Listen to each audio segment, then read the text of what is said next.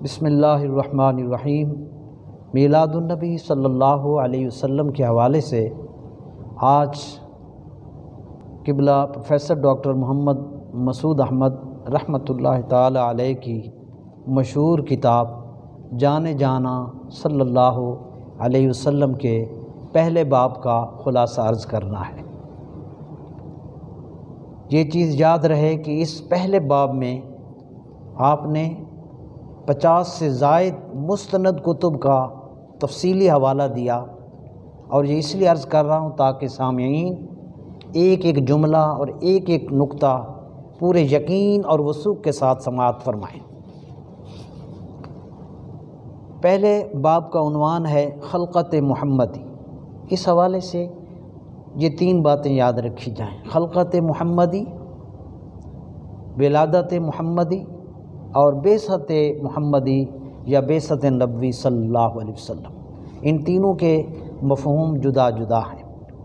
خلقت محمدی سے مراد یہ ہے کہ اللہ تعالیٰ نے کائنات کی تخلیق سے پہلے حضور علیہ السلام کے نور کو اپنے نور سے پیدا فرمایا، تو یہ اپنے نور سے حضور کے نور کو پیدا فرمانا خلقت محمدی کہلاتا ہے۔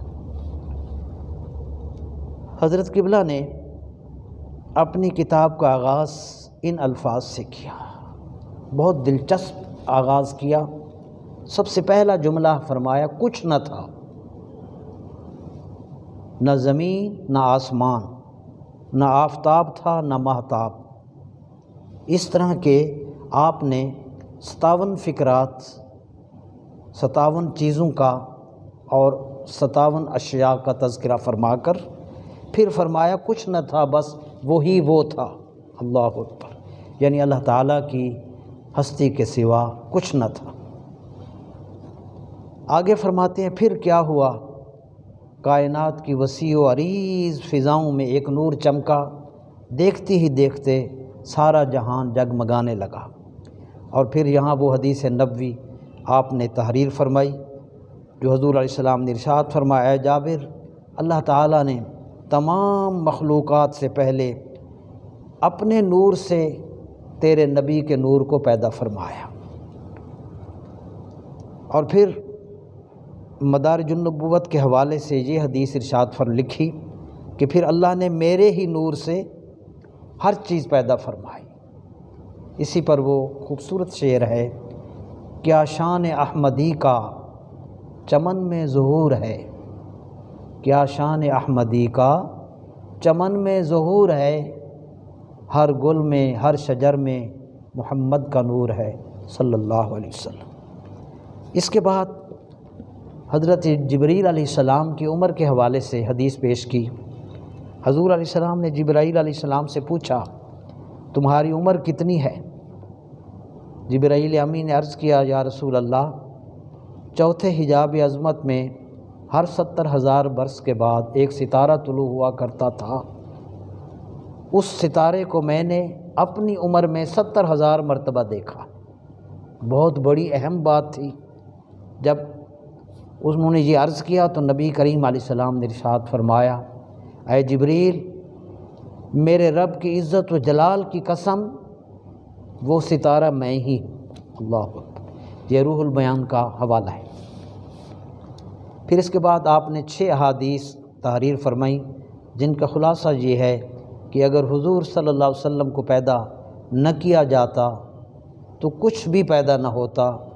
پھر انجیل برنباس، انجیل یوحنا کا امام اعظم ابو حنیفہ رحمۃ اللہ علیہ کے قصیدہ نعمان کا حوالہ، اور پھر صحابی رسول حضرت عمر بن فارس کے قصیدہ کا حوالہ ہے جو انہوں نے حضور کی شان میں لکھا، جس میں صحابی رسول فرماتے ہیں موجودات کے ہر وجود کی اصل محمد الرسول اللہ کا وجود ہے صلی اللہ علیہ وسلم، اور آپ کی روح ہر روح کی اصل ہے۔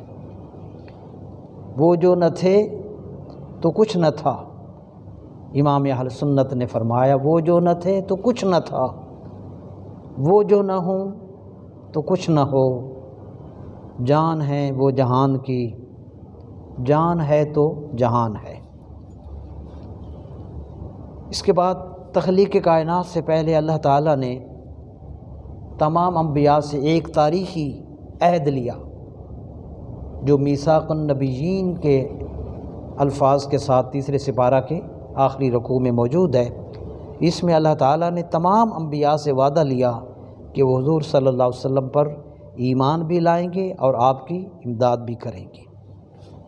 پھر لکھتے ہیں انجیل کے مطالعہ سے معلوم ہوا ہے کہ آنے والے رسولوں کو رسول کریم صلی اللہ علیہ وسلم کی صورت کی زیارت بھی کرائی گئی، اور حضرت عیسیٰ علیہ السلام نے فرمایا کہ جب میں نے زیارت کی حضور علیہ السلام کی تو میری روح تسکین سے بھر گئی۔ اللہ اکبر۔ پھر اسی نور محمد صلی اللہ علیہ وسلم کو آدم علیہ السلام کی پشت میں رکھ دیا گیا، اور اسی محبوب صلی اللہ علیہ وسلم یعنی نبی کریم علیہ السلام کے وسیلہ سے آپ کی توبہ قبول ہوئی، اور پھر یہ نور مبارک پاک اور طاہر پشتوں سے منتقل ہوتا رہا یہاں تک کہ حضور علیہ السلام کے والد گرامی حضرت عبداللہ رضی اللہ تعالی عنہ تک پہنچا، اور یہ نور دیکھنے والوں نے حضرت عبداللہ کی پیشانی میں دیکھا، اور پھر وہی نور حضرت عبداللہ رضی اللہ تعالی عنہ سے حضرت آمنہ سلام اللہ علیہا کی طرف منتقل ہوا۔ انبیاء علیہ السلام آپ کی آمد کا اعلان کرتے رہے اور آرزوئیں بھی کرتے رہے۔ تعمیر کعبہ کے بعد حضرت ابراہیم علیہ السلام نے حضور علیہ السلام کے لیے ہاتھ اٹھائے، حضرت عیسیٰ علیہ السلام نے آپ کی بشارت دی، آپ کا نام بتایا، جیسا کہ سورہ صف میں موجود ہے۔ قرآن مجید نے سورہ اعراف میں حضور علیہ السلام کی 8 خوبیوں اور کمالات کا ذکر کر کے فرمایا، جو اس محبوب صلی اللہ علیہ وسلم پر ایمان لائیں اور محبوب صلی اللہ علیہ وسلم کی عزروہ تعظیم کریں گے، ونصروہ اور حضور کی مدد کریں گے، واتبعوا النور الذی انزل معہ اولئک هم المفلحون، اور جو قرآن کریم آپ پر نازل ہوا اس نور کی اتباع کریں گے، بس وہی لوگ سب سے بڑھ کر کامیابی اور فلاح حاصل کرنے والے ہیں۔ پھر آگے لکھتے ہیں حبشہ کا بادشاہ نجاشی، حضرت عبداللہ بن سلام، حضرت کعب احبار رضی اللہ عنہم، یہ سب یہود اور نصارہ سے تھے۔ یہ تورات اور انجیل کی پیش گوئیاں پڑھ کر اسلام کی دولت سے مالا مال ہوئے۔ حضور علیہ السلام کی آمد سے پہلے تقریباً 2500 سال قبل حضرت یعقوب علیہ السلام نے، 2000 سال پہلے موسیٰ علیہ السلام نے، اور دیگر انبیاء علیہ السلام نے حضور علیہ السلام کی آمد کی خوشخبریاں سنائیں۔ حضرت موسیٰ علیہ السلام نے حضور علیہ السلام کی 6 خوشخبریاں اور 6 چیزوں کے بارے میں پیش گوئی فرمائی۔ ایک یہ بھی تھی کہ میری شریعت کو منسوخ کریں گے آ کر۔ تو یہ خوبصورت شعر بھی تھا ہے، آفاق میں پھیلے گی کب تک نہ مہک تیری، آفاق میں پھیلے گی کب تک نہ مہک تیری، گھر گھر لیے پھرتی ہے پیغام صبا تیرا، صلی اللہ علیہ وسلم۔ حضرت عیسیٰ علیہ السلام تقریباً حضرت عیسیٰ علیہ السلام سے تقریباً 5 صدیاں قبل بدھ مت کا بانی اول گوتم بدھ ہندوستان میں پیدا ہوا۔ اس نے واضح طور پر حضور علیہ السلام کے بارے میں پیش گوئیاں کیں، اور جب اس کے انتقال کا وقت آیا تو خادم نے پوچھا کہ اب میری رہنمائی کون کرے گا، تو انہوں نے حضور صلی اللہ علیہ وسلم کا نام لیا اور حضور علیہ السلام کی 14 نشانیاں بتائیں جو اس کتاب میں موجود ہے۔ ان میں سے ایک نشانی بہت بڑی اہم ہے، وہ آپ سماعت فرمائیں۔ اس نے کہا کہ اس پیغمبر پر نازل ہونے والی کتاب بڑی فصیح ہوگی، جو اس کو سنیں گے وہ سن سن کر کبھی نہ تھکیں گے، بلکہ زیادہ سے زیادہ اور سننا چاہیں گے۔ اللہ اکبر۔ ہم جانتے ہیں کہ یہ اعزاز اور یہ اعجاز پوری کائنات کی کتابوں میں سے فقط قرآن مجید کو حاصل ہے جو آقا علیہ السلام پر نازل ہوا۔ اہم واقعہ آخر میں یہ بہت بڑا ایمان افروز ہے۔ ولادت نبوی صلی اللہ علیہ وسلم سے 1000 سال پہلے دنیا کا حکمران طب اول، جس کا نام حمیر بن وردہ ہے، یہ 4000 علماء اور فوج کی ہمراہ سفر پر نکلا۔ وزیر خاص بھی اس کے ہمراہ تھا۔ جب صحرائے مدینہ سے اس کا گزر ہوا تو اس وقت مدینہ منورہ کی سرزمین پر ایک خیمہ ہی تھا، باقی کچھ نہ تھا، مگر تورات و زبور کے عالم جانتے تھے کہ یہاں ایک آنے والا آنا ہے۔ یہ حضرت قبلہ کے اپنے الفاظ ہیں۔ تو اس لشکر میں سے 400 علماء کتب سابقہ نے کہا اس بادشاہ سے کہ ہم کو یہیں رہنے دیں۔ اس نے پوچھا کیوں؟ تو انہوں نے کہا یہاں ایک رسول مبعوث ہوگا جن کا نام محمد صلی اللہ علیہ وسلم ہوگا، وہ ہجرت کر کے یہاں آئیں گے اور بس یہیں بس جائیں گے۔ اللہ اکبر۔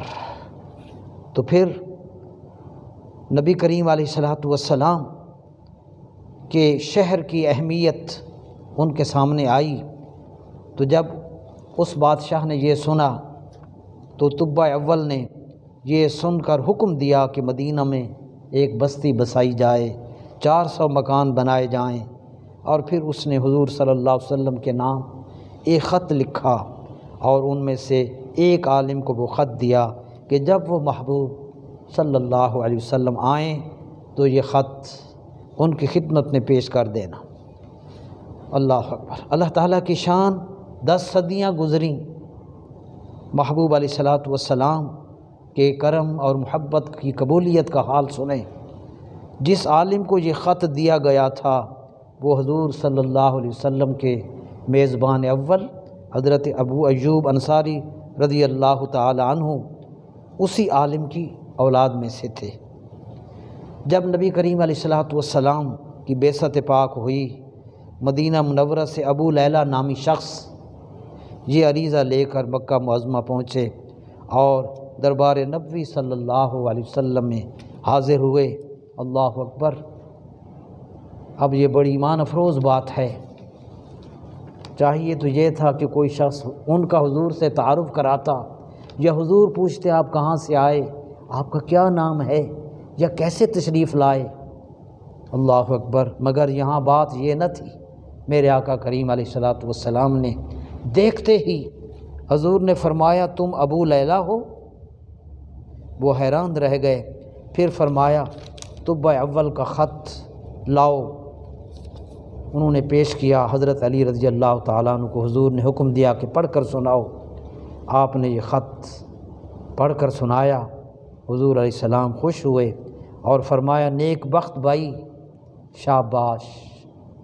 اللہ اکبر۔ یہ خط آج بھی تاریخ میں اس کا متن موجود ہے، یہ بھی حضور کا ایک معجزہ ہے۔ اللہ اکبر۔ اس پورے باب کی تقریباً اہم باتیں یہی تھیں۔ حضرت قبلہ پروفیسر ڈاکٹر محمد مسعود احمد علیہ رحمہ نے اس کتاب کے باب کے شروع میں ایک ربائی پروفیسر فیاض خان کاشف کی تحریر فرمائی، میں اسی پر اختتام کرتا ہوں۔ نور احمد کو رب کا احسان کہوں، نور احمد کو رب کا احسان کہوں، جان جانا کہوں، روح خوباں کہوں، نور ایمان کہوں، راز عرفاں کہوں، رمز قرآن کہوں، شان یزداں کہوں، اور تیرگی میں اجالا ہمارا نبی، روشنی کا حوالہ ہمارا نبی، غیب داں کملی والا ہمارا نبی، سب سے اعلیٰ و اولا ہمارا نبی، اور سب سے بڑھ کر حضور کا کمال، غمزدوں کو رضا مجدہ دیجیے کہ ہیں، غمزدوں کو رضا مجدہ دیجیے کہ ہیں، بے کسوں کا سہارا ہمارا نبی، صلی اللہ علیہ حبیبہ محمد و آلہ و اصحابہ اجمعین۔